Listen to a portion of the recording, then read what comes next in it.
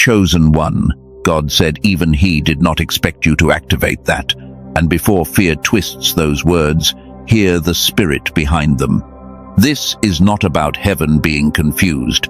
This is about holy AWE. It is about the moment a person buried under pressure suddenly agrees with what God placed inside them from the beginning. That person is you. You carried pressure quietly. You carried rejection quietly. You carried years of being misunderstood. And somewhere along the way, you started calling your own gift a burden. But something inside you just moved, and your spirit knows this movement is not ordinary. This message did not reach you by accident. A higher hand guided you here because the activation is real, but it needs language.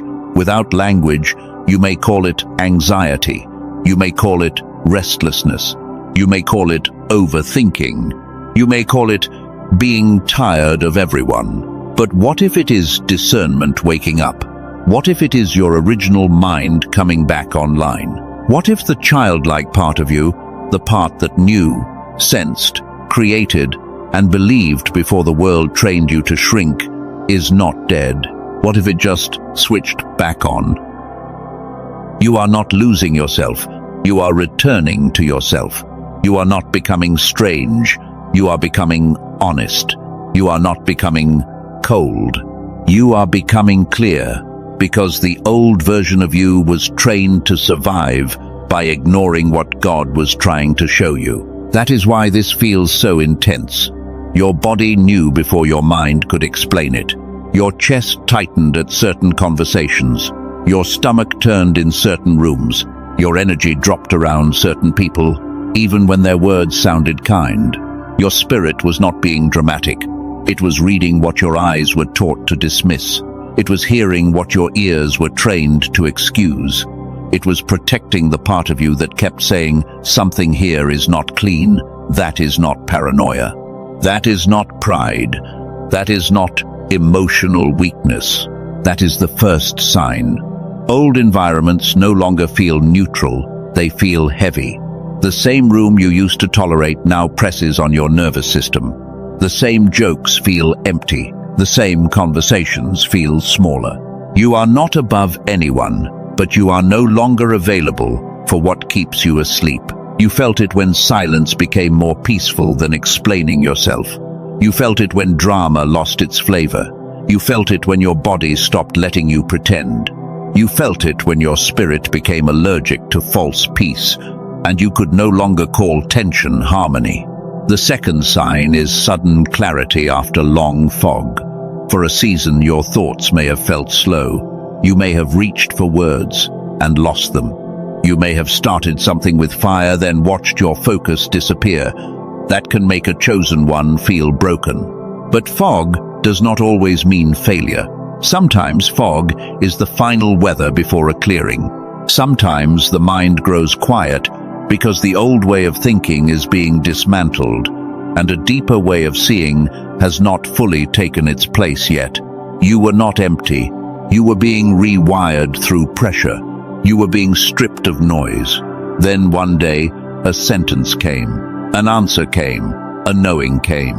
It may have arrived while driving, washing your hands, or sitting in a normal morning with no sign and no witness.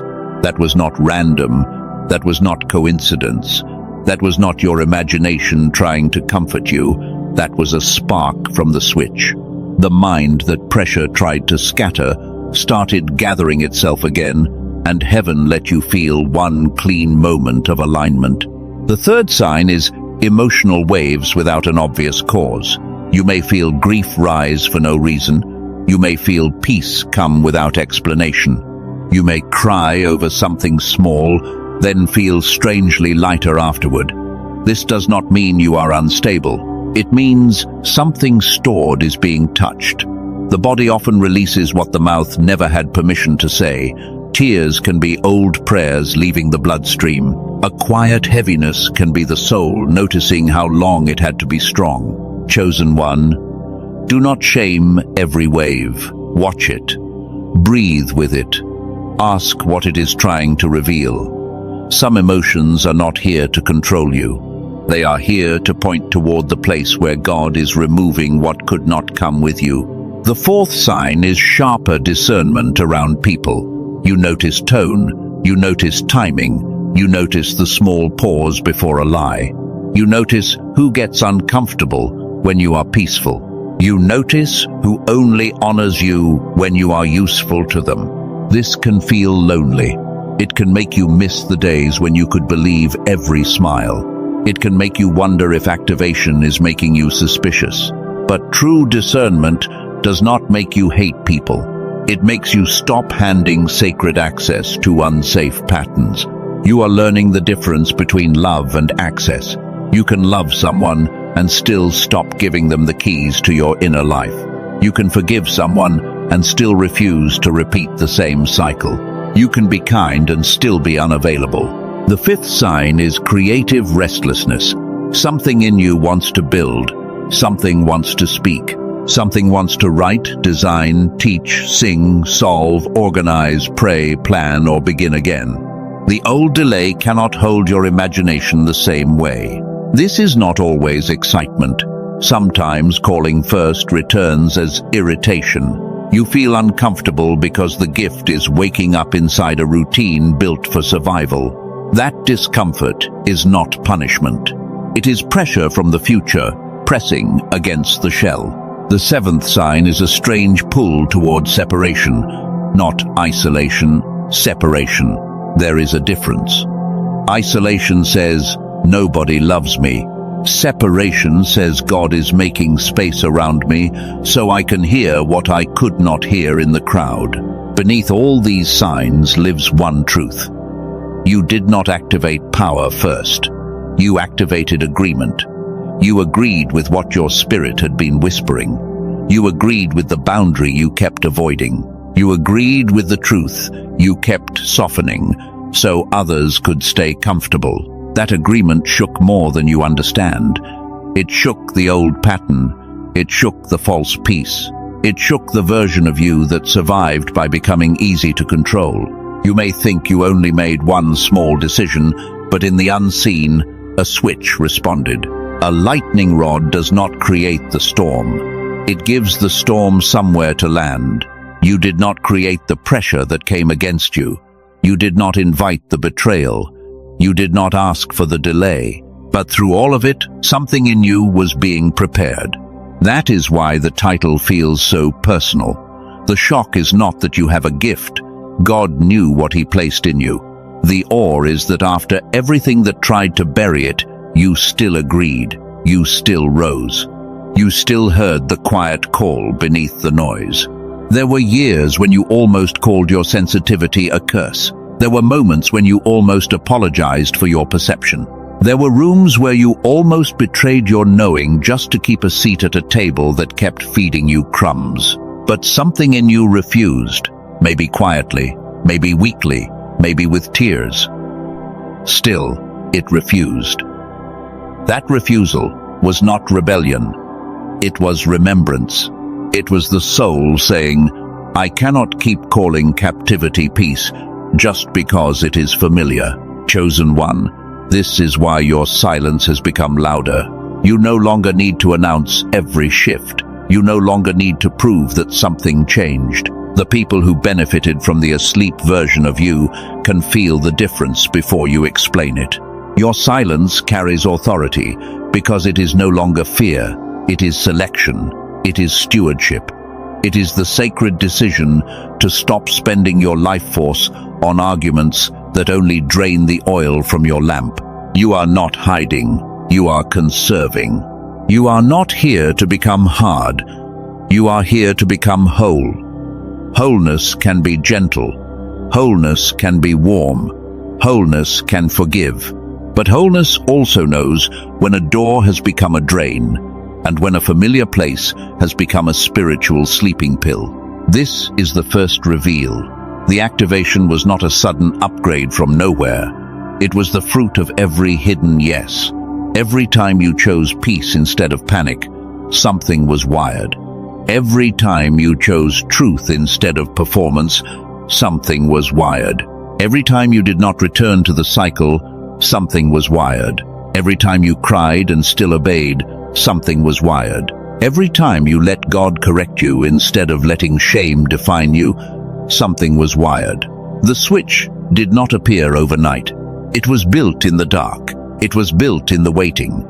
It was built where nobody saw you learning how to hold pain without becoming pain.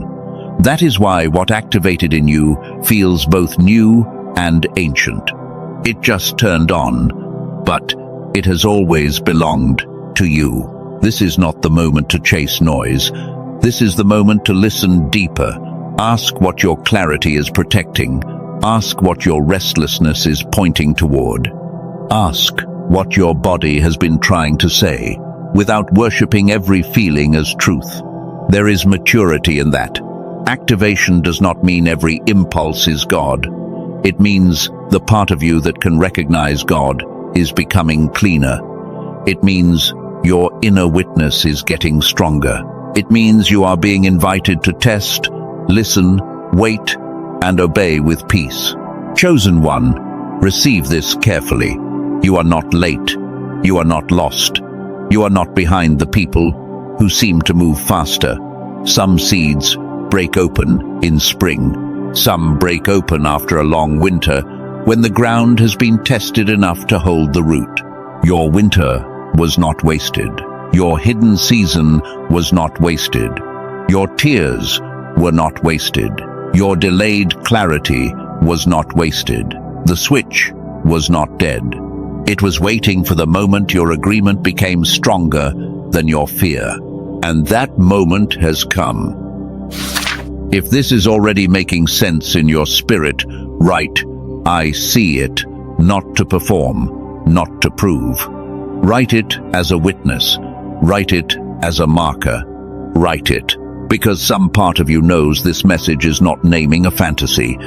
It is naming a return. The activation has a name. It is agreement. It is remembrance. It is discernment. Waking up inside a person who survived the very pressure that was supposed to make them forget who they were. And in the same silence where that truth lands, another door begins to open. Because once a switch turns on, the next question is not whether the light is real. The next question is whether you understand how the wiring happened in the dark. Chosen one, the wiring happened in the dark.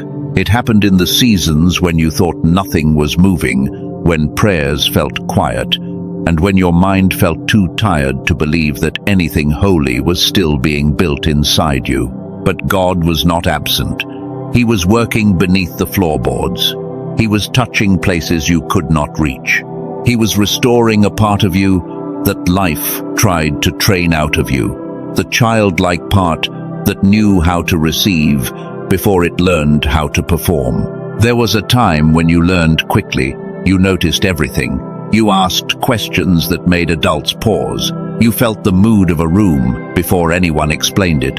You could imagine whole worlds, solve little problems, and trust what your spirit sensed. Then pressure began to teach you. Rejection began to shape you. People rewarded the useful version of you and corrected the free version of you. Slowly, you learned how to shrink your knowing so others would not feel challenged by the clarity God placed in you. That is why this activation feels like a return. It is not childishness. It is childlike clarity. It is not immaturity. It is original trust.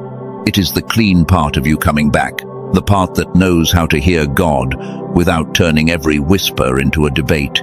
When the scripture says to become like little children, it is not calling you back into weakness. It is calling you back into receiving. A child does not need to earn sunlight before standing in it. A child does not study water before being refreshed by it. That is the posture God is restoring in you, not foolishness, not innocence without wisdom. A mature, childlike heart can discern danger, but it does not let danger become its entire language. It can see darkness without worshipping darkness. This is where many chosen ones get confused. They think growth means becoming harder.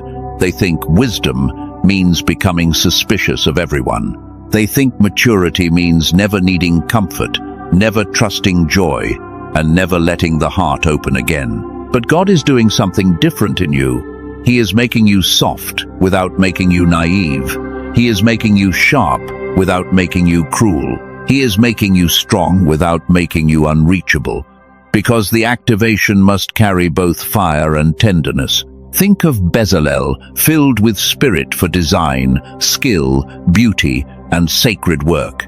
His gift was not random talent. It was wisdom placed into the hands. It was divine intelligence moving through craft, detail, pattern, and purpose. That same truth touches you. Your gift may look different, but God still knows how to place wisdom inside hands, voice, timing, creative thought, and quiet obedience. There is a word that matters here, energio. It carries the sense of working within, of active power moving through a person. When God works in you, He is not asking you to manufacture fire from exhaustion. He is awakening what He already placed there. This means the activation is not something you can brag about. It is something you steward. It is not a costume. It is not a title. It is not a reason to look down on anyone. It is a holy responsibility to stop abandoning what God is making alive. Truth honors truth. What you are feeling also has a nervous system side. There is a reason your thoughts, focus, memory, and inner clarity matter when your spirit begins to rise. A scattered mind can make a real calling feel heavy. Some people have studied this from a grounded angle, not as hype, not as magic. A small group of neuroscientists has looked at how whole mind clarity can return when the left and right sides of the mind begin working together in a cleaner way. I am not naming that path yet, because the tool should never become bigger than the truth. But later, I will show you why this matters for a chosen one who feels their gift waking up after years of fog, pressure, and survival. For now, let the point land gently. God can restore the spirit, and He can also teach the mind how to cooperate with that restoration. Your clarity is not separate from your calling. Your focus is not separate from your obedience. Breathe here. Let your shoulders drop. Let your jaw loosen. Let the last few minutes settle without reaching for another revelation. You have been carrying many rooms inside you. Rooms of memory, pressure, hope, fear, and quiet expectation. There is nothing to prove in this moment. There is nothing to force. Just notice that you are still here. Notice that your breath is still moving. Notice that what God is awakening does not need panic to become real. Some truths need space before they become strength. Let this one have space. And from that quiet place, the next layer can be seen more clearly, because not every resistance around your activation comes from enemies. Some of it comes from fear inside you, the fear of becoming visible after years of being punished for being different. This is the obstacle many chosen ones never name: success terror. It is not fear of failure. You already know failure. You have survived disappointment. You have rebuilt after silence. You have learned how to live with closed doors and delayed answers. What scares you is the open door. What scares you is the moment it works. What scares you is being seen clearly and not having the old hiding places available anymore, because visibility can feel dangerous when your gift was once punished. You may fear that activation will cost you relationships. You may fear that people will say you changed. You may fear that your family will not understand. You may fear that your voice will shake when God finally gives you the room. You may fear being misunderstood again. You may fear responsibility. You may fear outgrowing people who loved your pain more than your purpose. You may fear that if you step forward, every hidden insecurity will step forward with you. Chosen one, that fear does not mean you are unready. It means the old nervous system is trying to protect the old life. It remembers what happened when you were honest, It remembers the laughter, the rejection, the correction, and the way people made your gift feel inconvenient. But protection can become a prison. The same pattern that kept you safe in one season can keep you small in another. At some point, hiding stops being wisdom and becomes disobedience dressed as caution. This is where God meets you with compassion. He is not mocking your fear. He knows why you learned it. He saw every room where your light made someone uncomfortable. He saw every time you made yourself less intense, less gifted, less honest, and less alive. But he also knows what he placed in you. He knows the difference between humility and self-erasure. He knows the difference between patience and fear. He knows the difference between waiting on God and waiting for people to stop being threatened. Look at Solomon. He did not ask first for applause. He asked for wisdom. That matters. The activated chosen one does not chase visibility as a drug. The activated chosen one asks for the capacity to carry what visibility reveals. That is your prayer now. Not make me famous, not prove them wrong, not let everyone see what they missed. The deeper prayer is quieter. Make me wise enough to carry what you awaken. Make me clean enough to steward what you trust me with. This is where the 90-second witness pause becomes important. When fear rises, do not obey it immediately. Do not attack it either. Give yourself 90 seconds to witness it before choosing your response. Put one hand over your heart if you need to. Breathe once. Ask, what is this fear protecting? Ask, is this danger or memory? Ask, does this choice lead me toward peace, fruit, and obedience, or back into shrinking? That small pause can save you from old programming. It can stop you from canceling the meeting, deleting the message, hiding the gift, refusing the opportunity, or returning to people who only feel safe because they never ask you to become whole. You do not need to conquer fear with noise. You can witness fear with presence. You can let it speak without letting it drive. You can honor the wound without giving the wound permission to cancel the calling. This is how activation matures. It does not mature by constant excitement. It matures through stewardship. It matures when the chosen one can feel pressure and still choose peace, feel attention and still choose humility, feel uncertainty and still choose obedience. You are allowed to tremble and still obey. You are allowed to feel nervous and still be called. You are allowed to need practice and still be chosen. Fear is not proof that God left. Sometimes fear is simply the echo of the cage when the door opens. So do not worship the echo. Do not build a doctrine around the trembling. Do not call yourself unworthy because your body needs time to believe what your spirit already knows. God is patient with formation. That is why the activation did not happen the way you imagined. It did not arrive with fireworks. It arrived as a quiet refusal to betray yourself. It arrived as a hunger for truth. It arrived as a new sensitivity to what steals your peace. And it arrived with a test. Will you carry this without turning it into ego? Will you receive it without hiding it? Will you let God use your mind, your voice, your hands, and your presence without demanding that fear agree first? The blessing ahead is not only spiritual, it becomes practical. It changes how you choose. It changes how you speak. It changes what you tolerate. It changes how you notice doors, timing, people, patterns, and the hidden invitations God places inside ordinary days. But before that blessing can be named, your heart has to understand this. The fear of being seen is not your master. The old punishment is not your prophecy. The people who misunderstood your gift do not get final authority over its future. If this lands in you, write, I receive. Write it as agreement, not performance. Write it as a quiet witness that you are willing to carry what God is awakening with humility, clarity, and peace. The wiring happened in the dark, but the switch was not built to stay hidden forever. Something in you is beginning to glow, and the next door opens, when you understand its purpose.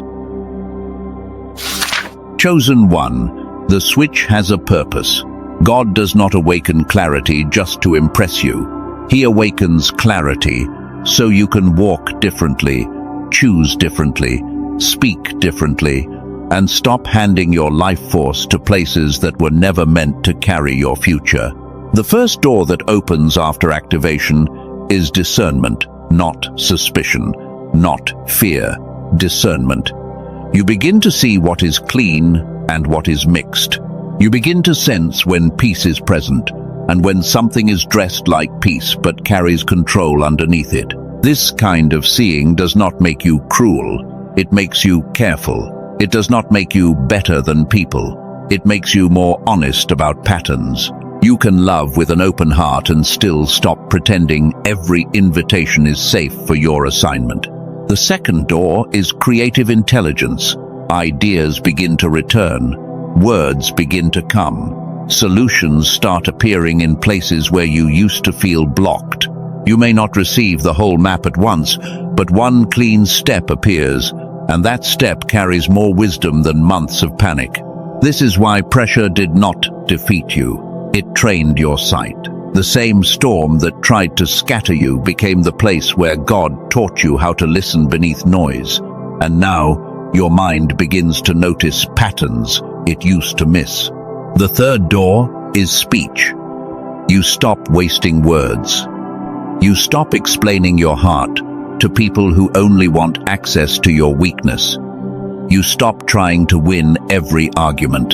Your words become fewer, but they become heavier because they come from alignment instead of injury. This is a holy change. Some people only trusted the version of you that over-explained. Some people only felt safe when you were anxious to be understood. But the activated version of you can be misunderstood and still remain steady. The fourth door is provision and alignment. Hear this with maturity. This does not mean every prayer becomes money by morning. It means God begins to organize your attention around the right doors, the right ideas, the right conversations, and the right movements. Provision often begins as clarity. You see what to stop doing. You see who drains your focus. You see where your energy leaks. You see the small instruction you kept postponing, and that instruction becomes the thread that leads you out of confusion. This is where many chosen ones must slow down. Activation is not permission to rush. It is permission to cooperate. A switch can bring light into a room, but light still asks you to look, clean, repair, and choose what belongs there. So, use the 3-gate discernment test. The first gate is peace, not comfort. Peace. Comfort may protect the old pattern, but peace confirms the deeper path, even when your body needs time to adjust to it. The second gate is fruit. Ask what this will produce after a full day. Does it produce clarity, humility, patience, and strength? Or does it produce obsession, panic, pride, and the old hunger to prove yourself? The third gate is alignment. Ask if the choice serves your calling or only your wounded ego. Ask if it moves you toward obedience or toward performance. Ask if it helps you become whole or only helps you feel powerful for a moment. Use these gates before you respond. Use them before you buy. Use them before you leave. Use them before you return. Use them before you post the message, make the call, open the door, or give someone access again. Chosen one, this is how you protect what activated. You do not protect it with fear, you protect it with stewardship. You do not protect it by hiding forever. You protect it by refusing to let urgency become your shepherd. But there is one more layer beneath this. Before the tool I mentioned earlier makes sense, something deeper must be named. The suppression was not only emotional, it was not only spiritual. For many of you, it became mental. You know what it feels like. The fog, the delay, the feeling that your words are buried somewhere just out of reach. The moment after a conversation, when the perfect answer finally arrives, but the room is already gone. You know the frustration of carrying a gift and feeling too scattered to use it. You know the ache of sensing that you are not lazy, not dull, not empty, yet somehow the best part of your mind feels locked behind glass. That is why this matters. The gift was not gone. It was fragmented under pressure. Your spirit kept receiving, but your mind was tired. Your calling kept pulling, but survival kept splitting your attention into 1,000 small alarms. The what is simple. Activation needs stewardship. Your spirit can rise, but your mind needs support to cooperate with what God is restoring. You are not trying to become someone else. You are learning how to stop living beneath your original design. The who is even clearer. You are a chosen one returning to agreement. You are not buying an identity. You are not chasing a shortcut. You are learning to support the mind, body, and spirit that God is calling back into alignment. Remember the hidden switchboard. Some lights were always wired into the house, but the circuits were buried behind years of stress, survival, disappointment, and noise. The power was not imaginary. The pathway needed to reconnect. This is where the grounded side of the story begins. There is research that points towards something most people never hear about in school or church. Dr. Roger Sperry won the Nobel Prize in 1981 for work connected to the two sides of the brain. The left side and the right side can work separately, but when they work together with greater harmony, the whole mind can become more available. This is not hype. This is a sober way to describe why clarity, creativity, focus, and insight often arrive when the mind is integrated. Think about a child. A child can imagine quickly. A child can learn quickly. A child can connect strange ideas without shame. Many researchers have pointed to the shocking creative capacity children carry before adulthood trains them into fear, control, and overthinking. That is the bridge. Spiritually, you are returning to childlike receiving. Mentally, many people are trying to return to whole mind clarity. The two are not enemies. God can restore the heart, and He can also teach the mind to cooperate. Dr. Daniel Barone, a neurologist in New York, worked with a team to make this support simple. They took neural sync technology and shaped it into an 8-minute targeted auditory sequence designed for whole brain activation. They call it the Genius Switch. It is not a meditation app. It is not a $7,000 machine. It is not a complicated practice that asks you to spend hours forcing your mind into silence. The idea is simple. You put on headphones. You close your eyes. You listen for 8 minutes a day.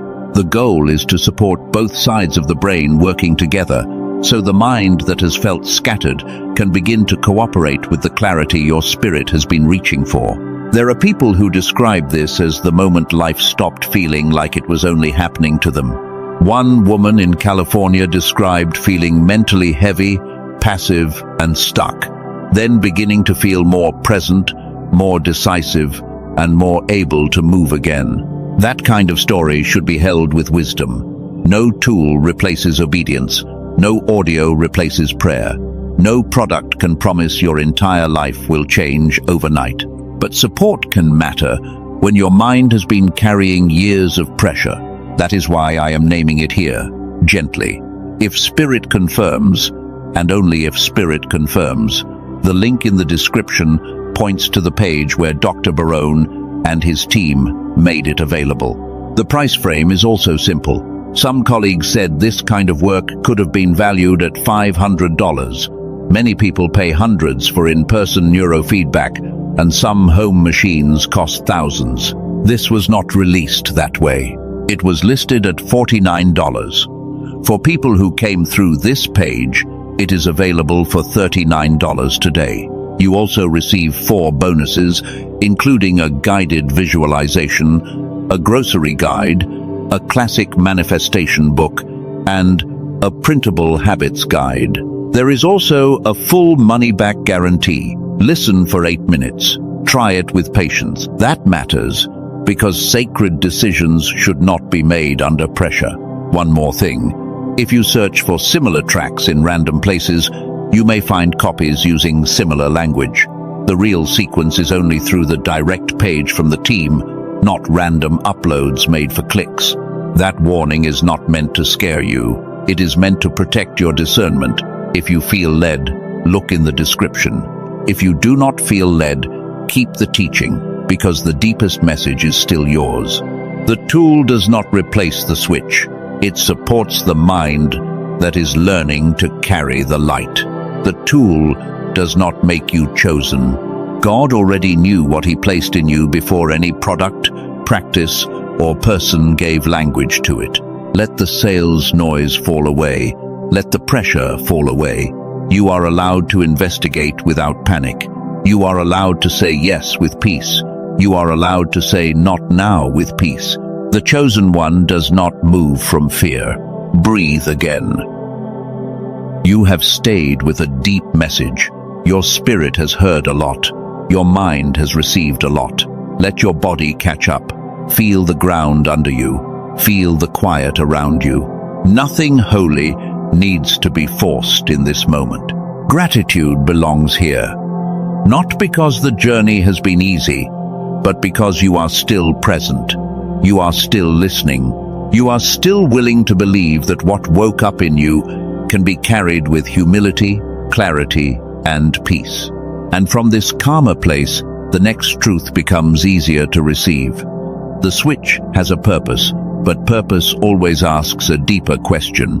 Who are you now that this light is on? Chosen one, who are you now that this light is on? You are not the same person who entered the storm. You are not the same person who kept shrinking to survive. Something has changed in your posture, your sight, your silence, and your agreement with God. You are not a performer. You are an instrument.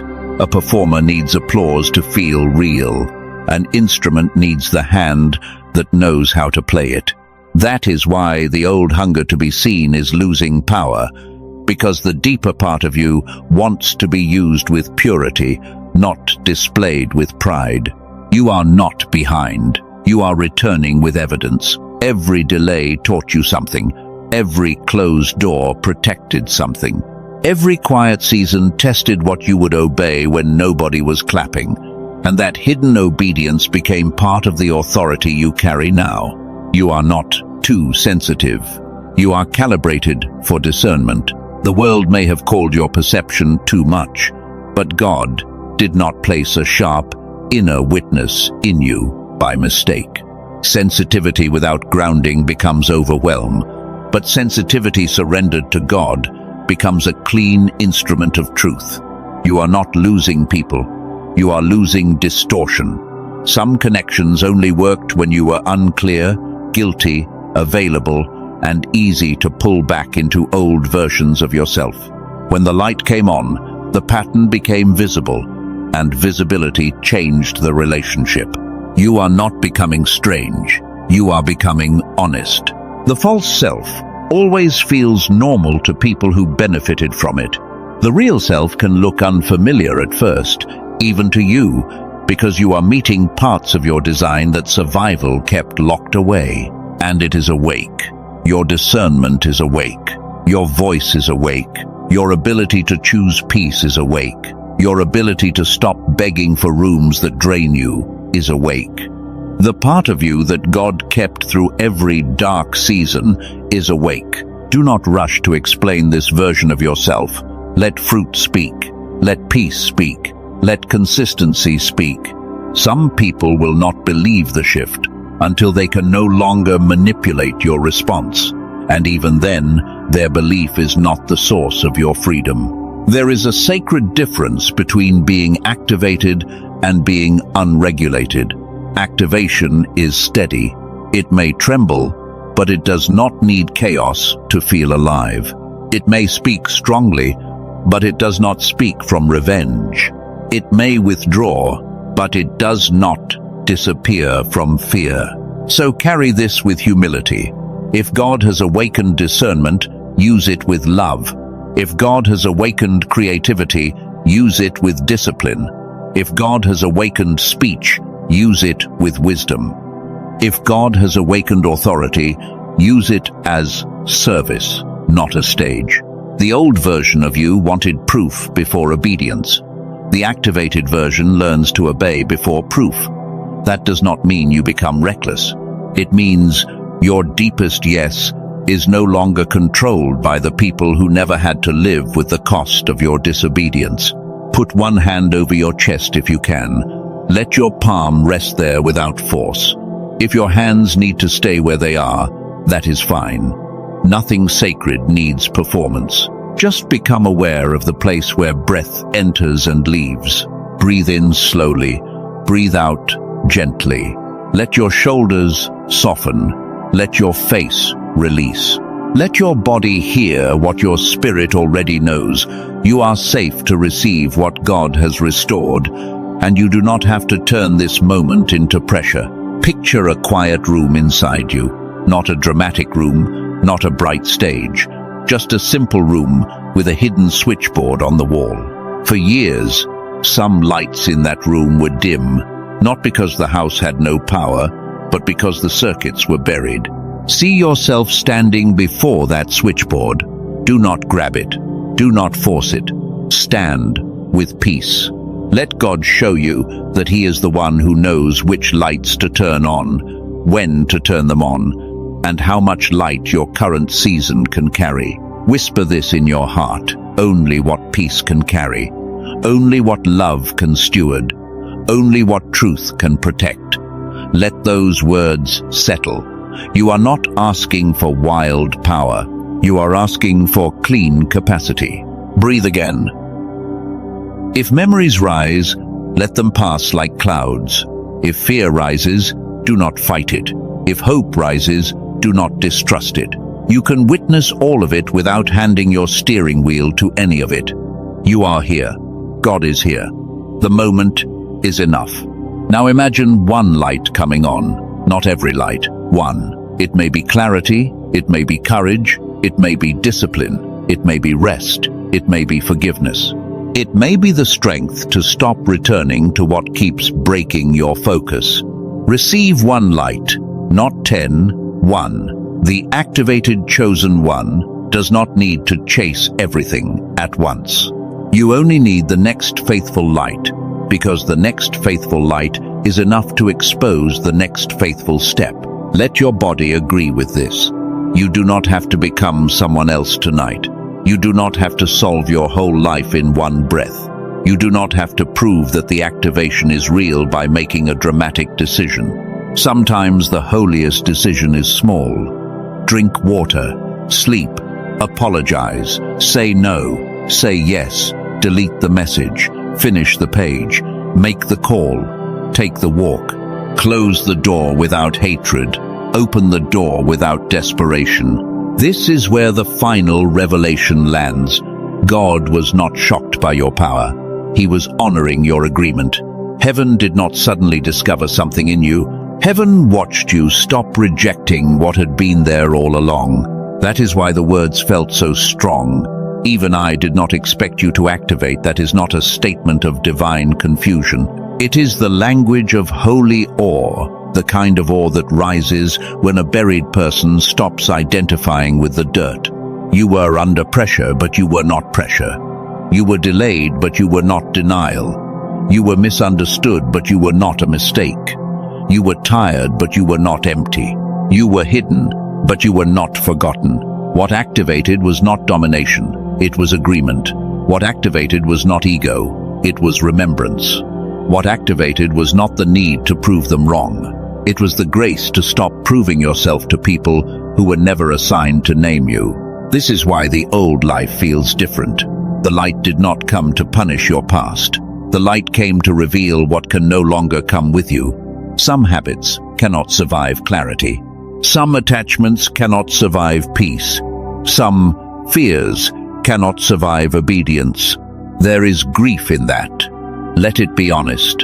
You can grieve what you are leaving and still know you are not called to return. You can bless a season and still walk out of it. You can honor what shaped you without letting it rule you. Chosen one, this is maturity. Not burning every bridge, not announcing every revelation, not making yourself untouchable. Maturity is the quiet strength to know when God has turned on a light and when you must stop pretending.